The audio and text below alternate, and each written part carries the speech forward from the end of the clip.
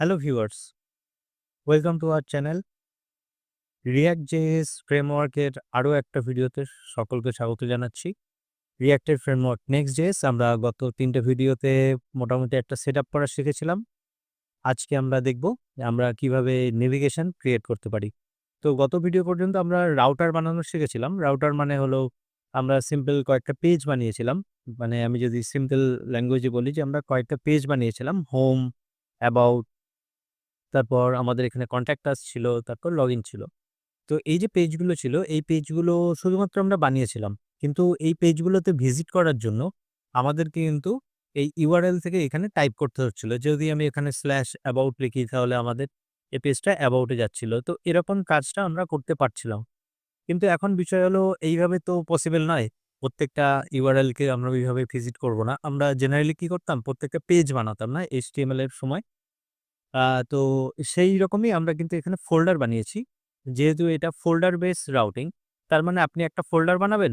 আপনি যে নামে আ আপনার পেজ বানাতে চাইছেন, সেটা অ্যাবাউট হোক, কনট্যাক্ট হোক, ব্লগ হোক, সার্ভিস হোক, লগইন হোক, যেটা খুশি।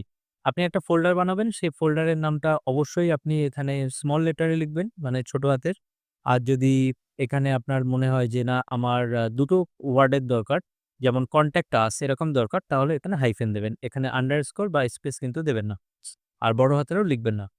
আর তার ভিতরে কি করবেন? সেই ফোল্ডারের ভিতরে একটা page.js ফাইল বানাবেন। এটা মাস্ট আপনাকে বানাতেই হবে। তো এতে করে কি হবে? যে নামে আপনি ফোল্ডার বানিয়েছেন সেই নামে একটা পেজ ক্রিয়েট হয়ে যাবে এবং সেই পেজে কিছু কনটেন্ট দেখানোর জন্য আপনাকে page.jsx লিখতে হবে বা page.js যেটা খুশি আপনি লিখতে পারেন। এবার আমরা এখানে JS দিয়ে শুরু করেছি, তাতে অসুবিধা নেই। তো আমরা এখানে ব্রাউজারে দেখতে পাচ্ছি। আপনারা যদি এরকম টাইপের কোনো ইস্যু দেখতে পান, তো সেই ইস্যুটা আসছে আপনার এখানে কোনো একটা প্লাগইন ইনস্টল করা আছে, যে প্লাগইনটা আপনার DOM-টাকে ম্যানিপুলেট করে। তো সেইজন্য এরকম একটা হাইড্রেশন এর কোনো একটা মেসেজ এখানে দেখতে পারেন। তো এটা কোনো চিন্তার কিছু নেই। আপনি যদি এই লিঙ্কটাকে নেন, লিঙ্কটাকে ওপেন করেন, যদি আপনি আ এটাকে আপনি যদি ইনকগনিটো মোডে অন করে নেন, তাহলে কিন্তু এই এররটা চলে যাবে এখান থেকে। ঠিক আছে? এখন দেখুন যে এখানে কিন্তু আর এররটা নেই। ওকে? তো এক্ষেত্রে আমাদের সেম রেজাল্টই আসছে। কোনো অসুবিধা নেই। শুধু এই এখানে যে ইস্যুটা যেটা আসছিল সেটা দেখাচ্ছে না। এখানে ডেফিনিটলি কোনো একটা প্লাগইন এর জন্য ইস্যুটা আসছিল। আর এখানে যে অপশনটা দেখছেন যে এন একটা লোগো টাইপের এখানে কিছু রয়েছে। তো এটা চিন্তার কিছু নেই। আপনার যখন প্রোডাকশন এ আপনার কোড চলে যাবে না, যখন আপনার প্রজেক্টটা পুরো বিল্ড করবেন, আপনার প্রোডাকশন এর জন্য রেডি হয়ে যাবে, তখন এই সিম্বলটা থাকবে না। ওকে? তো এখন ঠিক আছে, আমরা মোটামুটি এতটুকু জুম করে রাখি এবং আমি এটাকে হোম পেজটাকে দেখাই। আমাদের এই হোম পেজে আমরা এটা লিখেছিলাম। তো হোম পেজের মধ্যে আমাদের যাওয়ার জন্য এখানে এই যে পেজ ডট, এই যে বাইরে যেটা রয়েছে না অ্যাপ ফোল্ডারের মধ্যে page.js আছে, সেই page.js এটাই কিন্তু আমাদের হোম পেজ। তো আমি এখানে লিখে দিই যে এটা হলো আমাদের হোম পেজ। ঠিক আছে? আর এই হোম পেজটা কোথায় গিয়ে রেন্ডার হচ্ছে? এই হোম পেজটা কিন্তু এই চিলড্রেন এর মধ্যে আসছে। এই চিলড্রেনটার কাজ হলো, এই চিলড্রেনটার কাজ হলো আপনি এই রুট লেআউট যেটা রয়েছে সেই রুট লেআউটের মধ্যে সমস্ত যত পেজ আছে আপনার, যেমন অ্যাবাউট, কনট্যাক্ট আস, লগইন, এই সমস্ত কনটেন্ট কিন্তু এই চিলড্রেন এর মধ্যে এসেই আপনার এখানে প্লেস হয়। ওকে? তার মানে এই যে layout.jsx, এই যে বাইরের যে ফাইলটা, আমি এটা JSX লিখে রেখেছি, তারও একটা কারণ বলছি। কারণ আমি যদি এখানে JS লিখে রাখি, তো আমি সেক্ষেত্রে এখানে হিন্ট পাচ্ছি না। যেমন আমি যদি এখানে H1 লিখে ট্যাব প্রেস করি, তো আমি একটা H1 পেয়ে যাচ্ছি। অটোমেটিক এখানে ক্লোজ করে দিচ্ছি। কিন্তু আমি যদি এটাকে JS রেখে দিই, তাহলে কাজ আমার একই করবে, কিন্তু আমি সেই হিন্টটা পাবো না। তো সেক্ষেত্রে আমাকে কিন্তু এখানে লিখতে হবে। যেমন গত ভিডিওতে হয়তো দেখেছেন যে আমাকে সমস্ত কিছু টাইপ করতে হচ্ছিল। তো সেইজন্য আমি সমস্ত কিছুকে JSX করে দিতে পারি। আ তাতে কোনো অসুবিধা নেই। আমি এটাকে এখানে আমি রিনেম করে নিই এটাকে একবার। আ এখানে আমি আ JSX এরকম বানিয়ে নিই। কারণ আমার এই layout.js যেটা আছে এখানে আমার কাজ আছে। তো এখানে কি কাজ আছে? আমার এখানে হেডার বানাতে হবে। কারণ এই পেজটা কিন্তু কমন। আমি যদি এখানে লিখি হেডার, এইভাবে, আচ্ছা আমি এমনি শর্টে লিখে দিই। HEAD, header. এর মধ্যে লিখলাম যে হেডার। আর এখানে এই চিলড্রেন যেটা আছে, চিলড্রেন এর নিচে এসে লিখলাম আমি ফুটার। এটা হলো ফুটার। তো আমি কোথায় লিখছি? আবারও বলছি, আমি layout.jsx মানে অ্যাপের ভিতরে যে ফাইলটা রয়েছে layout.jsx, এখানে লিখছি। আর এটা আমি কোথায় লিখলাম? এই যে বডি ট্যাগ যেটা আছে, বডি ট্যাগের ভিতরে এসে। তো তারপরে আমার এখানে আছে হেডার, আর এখানে আছে চিলড্রেন, আর এখানে আছে ফুটার। এবার এক্ষেত্রে কি হবে? এই হেডার আর ফুটারটা আমার কিন্তু কমন। তার মানে আমি প্রত্যেকটা পেজে গিয়ে এই হেডার ফুটার পাবো। আর এই যে চিলড্রেন কি হবে? এই চিলড্রেনটা হলো কাইন্ড অফ একটা প্লেস হোল্ডার। ঠিক আছে? এটা তো ডেফিনিটলি বুঝতেই পারছেন একটা ভ্যারিয়েবল। তো এটা হলো প্লেস হোল্ডার। এটা কিসের প্লেস হোল্ডার? আপনি যখন যে পেজ দেখাতে চাইছেন সেই পেজের কনটেন্ট কিন্তু এখানে এসে বসবে। ওকে? তার মানে কি প্রত্যেকটা পেজে আমার হেডার ফুটার কমন হয়ে গেল। আর এই যে সেকশনটা আছে এখানে আমার চিলড্রেন আসবে। তার মানে প্রত্যেকটা ইন্ডিভিজুয়াল পেজের কনটেন্ট। এবার আমি যদি এখানে দেখি যে হোম পেজ, আমি একটু এখানে রিফ্রেশ করে নিই। তাহলে আ আমরা এখানে দেখতে পাবো যে আমার এখানে হেডার এসছে।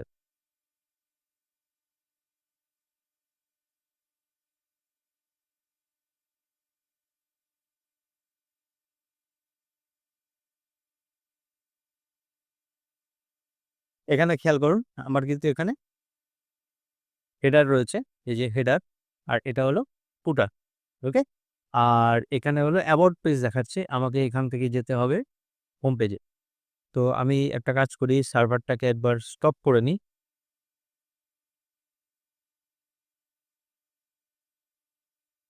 তারপরে আরেকবার রান করি। মেক্সিমাম সময় এটা ক্যাশের ইস্যু থাকে। তো ক্যাশে হয়ে যাওয়ার জন্য এই প্রবলেমটা হয়। আপনাকে হয়তো কন্ট্রোল সি প্রেস করে এটাকে স্টপ করে নিতে হবে। তারপরে এবার দেখুন আছে। এখন আমি হেডার দেখতে পাচ্ছি, আর নিচে যদি স্ক্রল করি তাহলে ফুটার দেখতে পাচ্ছি। ওকে? তো আমার এখানে হেডার আর ফুটার চলে এসছে। এখন যদি আপনার এই ডিজাইনটা পছন্দ না হয়, তো এখান থেকে এই যে গ্লোবাল যে সিএসএস আছে না? এই যে সমস্ত যত সিএসএস আছে এই সিএসএস আপনি আ সবকিছুকে এখান থেকে ডিলিট করে দিতে পারেন। তাহলে আপনি একদম ব্ল্যাংক একটা পেজ দেখতে পাবেন। তো এখান থেকে আপনি স্টার্ট শুরু করতে পারেন আপনার কাজ। যে আপনার যদি মনে হয় যে না আমার কোনো সিএসএস এর প্রয়োজন নেই এখানে, তো সমস্ত সিএসএস এখান থেকে সরিয়ে দিতে পারেন। তারপরে আপনি নরমাল আপনার পেজ এরকম পেয়ে যাবেন। ওকে? তো হোয়াইট মোড একটু বড্ড বেশি চোখেই লাগে। তো আমি এটাকে নরমাল রাখছি। মানে ব্যাক টু যেমন ছিল তেমন করে রাখছি। এবার আমাদের দরকার এখানে হলো একটা হেডার ক্রিয়েট করা। মানে হলো একটা হেডারের মধ্যে যেটা থাকে না লোগো, নেভিগেশন ইত্যাদি ক্রিয়েট করা।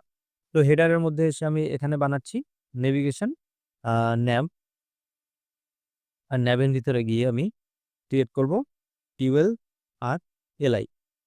আ এলআই এর ভিতরে এসে আমি একটা অ্যাঙ্কার ক্রিয়েট করছি যেটা আমার নিয়ে যাবে হোমে। তো স্ল্যাশ মানে হলো হোম। ঠিক একই রকমভাবে আমি আরেকটা এখানে ক্রিয়েট করে নিচ্ছি। হোম, পরেরটা আসছে অ্যাবাউট, তারপরেরটা আসছে কনট্যাক্ট আস, কনট্যাক্ট আস। তো অ্যাবাউট এর জন্য অ্যাবাউট আমাদের খেয়াল রাখতে হবে এখানে কিন্তু স্মল লেটার হতে হবে। তারপরে হলো কনট্যাক্ট হাইপেন আস, আর আরেকটা রয়েছে আমার এখানে, সেটা হবে লগইন। কারণ আমি গতদিন কিন্তু এই ফোল্ডারগুলোই বানিয়েছিলাম। ওকে? এখানে আমি আরেকটা বানালাম লগইন। ব্যাস এবার দেখি যে আমার ঠিকঠাক এটা কাজ করছে কিনা। তো সমস্ত কিছু দেখতে পাচ্ছেন যে নেভিগেশন চলে এসছে। আমি যদি এখন অ্যাবাউট পেজে ক্লিক করি, তাহলে আমার পেজ এখানে ঘুরছে এবং আমাকে নিয়ে এসছে about page. Welcome to about page. আমি যদি কনট্যাক্ট পেজে ক্লিক করি, তাহলে আমি এখানে দেখতে পাবো যে আমাকে এখানে কনট্যাক্ট পেজে নিয়ে এসছে। যেমন কনট্যাক্ট আস, এই যে এখানে যেমন লেখা ছিল। তো এখানে contact us, this page could not be found. তো আমাকে দেখতে হবে স্পেলিং মিস্টেক করেছি কোথাও একটা। অবশ্যই এখানে একটা টাইপো আছে। তো আমি যদি এবার এটাকে দেখি, কনট্যাক্ট আস,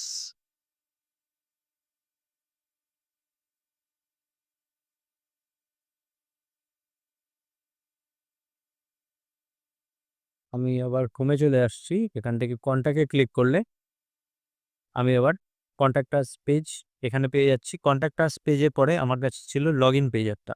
আমি যদি লগইনে ক্লিক করি, তাহলে সেক্ষেত্রে আমার এখানে লগইন পেজে চলে এসছে। আচ্ছা, প্রত্যেকটা পেজের মধ্যে কিছুটা যদি কনটেন্ট লিখে দিই, লগইন পেজ, কনট্যাক্ট আস এর মধ্যে কনট্যাক্ট আস পেজ, অ্যাবাউট এর মধ্যে অ্যাবাউট আস পেজ। ব্যাস। এ পর্যন্ত আমাদের সমস্ত কিছু পারফেক্ট আছে। এবার আমাদের নেভিগেশনটাকে ডুই করতে হবে। এবার একটা বিষয় এখানে খেয়াল করছেন নিশ্চয়ই যে প্রত্যেকটা পেজ যখন আমরা ভিজিট করছি সেক্ষেত্রে আমরা দেখতে পাচ্ছি যে প্রত্যেকটা পেজের জন্য কিন্তু আমাদের এখানে ব্রাউজারটা রিফ্রেশ হচ্ছে। তাহলে আমরা Next.js কেন ইউজ করছি? যদি আমাদের ব্রাউজার রিফ্রেশ হয়েই থাকে তাহলে আমরা এখানে পেজ কেন Next.js-এই বা কেন কাজ করছি? আমরা তো নরমাল HTML এর কাজ করতে পারতাম। যদি পেজ রিফ্রেশই হতো। React-এও তো রিফ্রেশ হতো না পেজ। তো আমরা Next.js-এ তাহলে পেজ রিফ্রেশ হবে? তো এরকম কিছু না। আমরা সেম জিনিস আমরা এখানে অ্যাচিভ করতে পারি React এর মতোই। যেহেতু এটা React এর ফ্রেমওয়ার্ক, তো আমাদের কিন্তু আলাদা করে কোনো রাউটার এখানে সেটআপ করার প্রয়োজন হবে না। কোনো আলাদা লাইব্রেরির প্রয়োজন হবে না। যেটার মাধ্যমে আমাদের এই রাউটারটাকে বানাতে হবে। তো আমরা এই পুরো লিঙ্কগুলোকে আমরা সুন্দরভাবে এখানে অপটিমাইজ করে ফেলতে পারি। কিভাবে? এখানে যে অ্যাঙ্কার আছে, অ্যাঙ্কারের পরিবর্তে আমরা শুধুমাত্র লিঙ্ক এই কথাটা লিখে দেব। আর লিঙ্ক যেটা আছে সেটাকে আমরা এখান থেকে ইম্পোর্ট করে নেব। এই যে ইম্পোর্ট লিঙ্ক ফ্রম next/link, এটা যদি আমরা ইম্পোর্ট করে নিই তাহলে আমাদের অ্যাঙ্কারের পরিবর্তে অ্যাঙ্কার ট্যাগের পরিবর্তে আমাদের এখানে লিঙ্ক লিখতে হয়। আর এটা খেয়াল রাখতে হবে, লিঙ্ক কিন্তু ক্যাপিটাল L। ওকে? তো আমি এখান থেকে লিঙ্ক এই কথাটা লিখে দিচ্ছি প্রত্যেকটার মধ্যে।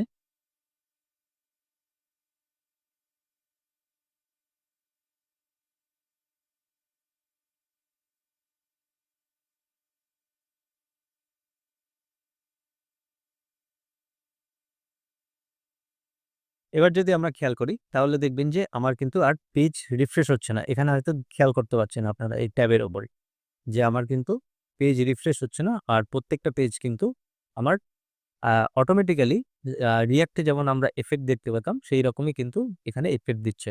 এখন আমরা খুব তাড়াতাড়ি একটুখানি এখানে আমরা CSS লিখে নিই যে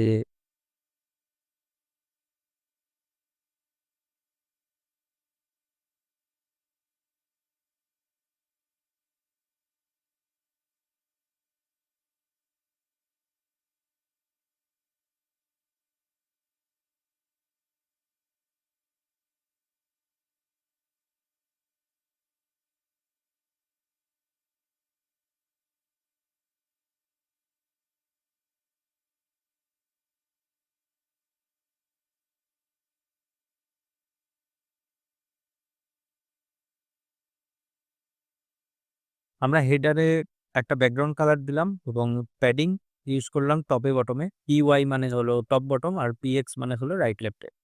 আচ্ছা, আর এখানে যে ULLI যেটা আছে সেই ULLI টাকে আমরা ক্লাস নেম ইউজ করে ফ্লেক্স, এখানে আমরা ফ্লেক্স করলাম যাতে এটা পাশাপাশি চলে আসে এবং এদের ভিতরে একটি গ্যাপ ক্রিয়েট করলাম। প্রত্যেকটার মাঝে গ্যাপ আছে এবং জাস্টিফাই এম। এবার আমরা কিন্তু একটা নেভিগেশন অ্যাচিভ করতে পারলাম। যেটার কারণে আমরা খুব ভালোভাবে এখানে কিন্তু স্পষ্টভাবে প্রত্যেকটা পেজে এখন কিন্তু ভিজিট করতে পারছি। ওকে? তো আশা করি বুঝতে পেরেছেন যে আমরা কিভাবে একটা নেভিগেশন এভাবে অ্যাচিভ করতে পারি। তো পরবর্তী ভিডিওতে দেখব আমরা এটাকে আরো কি বেটার ওয়েতে আমরা লিখতে পারি যাতে আমাকে প্রত্যেকটা এরকম ইন্ডিভিজুয়ালি এখানে এইভাবে লিঙ্ক না লিখতে হয়। আমরা লুপের মাধ্যমে এই কাজটা করে ফেলব। আর এখানে আমরা বাটন হিসাবে আমরা এখানে ক্লাস নেম দিতে পারি। দিয়ে BG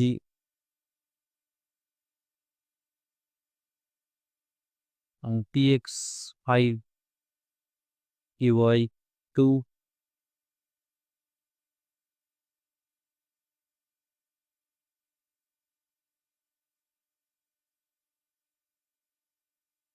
মানে রাউন্ডেড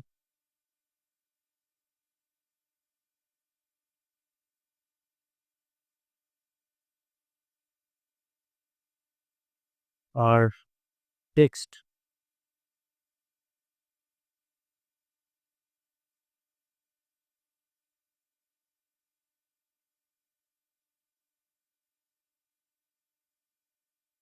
টেক্সটটাকে ডার্ক করে দিলাম আমরা।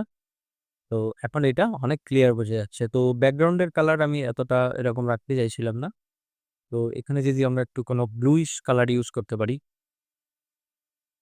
তাহলে একটু বেটার লাগে দেখতে। তো আমাদের এখন অনেকটাই বেটার লাগছে এই নেভিগেশনটা। তো আশা করি বুঝতে পেরেছেন যে আপনারা যে কিভাবে আমরা একটা আ হেডার বানাতে পারি এবং সেই হেডারটা কমন হেডার হিসাবে আমরা রাখবো কোথায়? layout.jsx এ, এবং সেই লেআউটটাই কিন্তু আমার প্রত্যেকটা পেজে গিয়েই এপ্লাই হবে। ঠিক আছে? আমাদের প্রত্যেকটা পেজেই এপ্লাই হচ্ছে এবং আপনারা হয়তো এটাও খেয়াল করেছেন যে আমার যেহেতু পেজ একেবারেই রিফ্রেশ হচ্ছে না। আমার টুকটাক কনটেন্ট এখানে সুন্দরভাবে প্রত্যেকটা ইন্ডিভিজুয়াল পেজের কনটেন্ট চলে আসছে। এখন অ্যাবাউট পেজের জন্য অ্যাবাউট পেজের কনটেন্ট থাকবে, কনট্যাক্টের জন্য কনট্যাক্ট এবং লগইন পেজের জন্য যে লগইন ফর্ম থাকে ইত্যাদি জিনিসগুলো হবে। এছাড়াও আপনারা নিজেদের মতন করে রেজিস্ট্রেশন যে বাটন আছে সেটাও বানাতে পারেন বা আদার্স যে পেজগুলো সেগুলো বানাতে পারেন।